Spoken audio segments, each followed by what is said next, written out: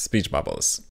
In Astortion, every interaction, every terminal, every dialogue uses them, but most of the time there's only one bubble visible on the screen. So, instead of cluttering every prefab with its own bubble, it makes more sense to create just a handful of those and share them with everyone. Now if only there was a pattern for... All implementations of object pooling that I've seen have one particular thing in common. They use a custom monobehavior as the pool. But I'm not a fan of this idea. When an object wants to borrow a bubble, it has to reference the pool and ask for it. But in Unity, referencing remote monobehaviors is troublesome. We can create a serialized field and assign it using the inspector, but the problem is that we can't save this reference in a prefab. So each time we create a new instance, we need to assign this reference manually. Another way is to use something like findObjectOfType. Here we have the opposite problem. If we would like to have two different pools and have some object use one and some the other, we can't do that. Because the reference is hard-coded, it will always refer to one specific pool. Additionally, we need to always make sure that there's at least one pool present in the scene. Singleton pattern is somewhat of an improvement. We no longer need to worry about whether the instance exists or not, but the reference is still hard-coded, and even worse so, we are now bound to a specific class. There is, however, an interesting way of dealing with all these issues. I can replace this monobehavior with a scriptable object.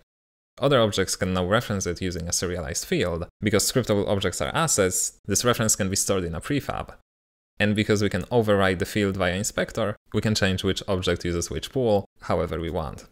Additionally, we can use don'tDestroyOnLoad to make the pool's contents persist between different scenes. But when it comes to bubbles, there's one catch. See, if we borrow something from the pool, we need to return it. Usually it looks like this. The borrower calls this post on the object. This object informs the pool that it can be collected. The pool collects the object. Ideally, this would happen instantly, and everything would work just fine. But if you take a look at the bubble, you'll notice that it doesn't disappear immediately. It fades away. The way it works is that after this post is called, the bubble doesn't inform the pool about that. It waits until it's completely invisible. Because of this, we can face a kinda tricky situation where the scene gets unloaded before the bubble returns to the pool. So let's analyze what would happen. Both the pool and its bubbles live in the global scope, but the borrower will most likely live inside of a scene. This gives us a choice when borrowing an object.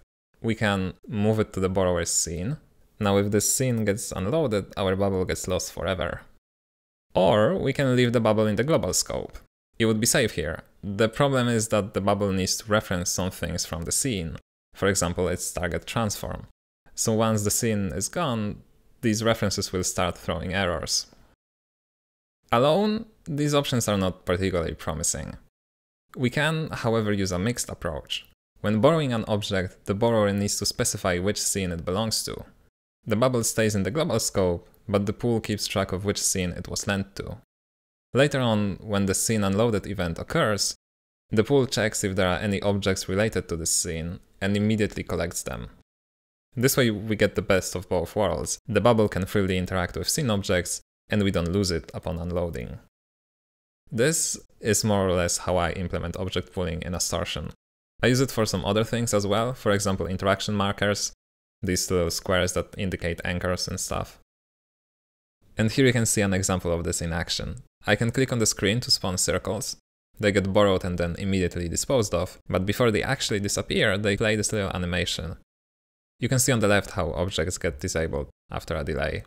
And if I switch the scene when a bunch of these circles is still visible, they all immediately return to the pool. Now I can open the spawner prefab and choose a different pool.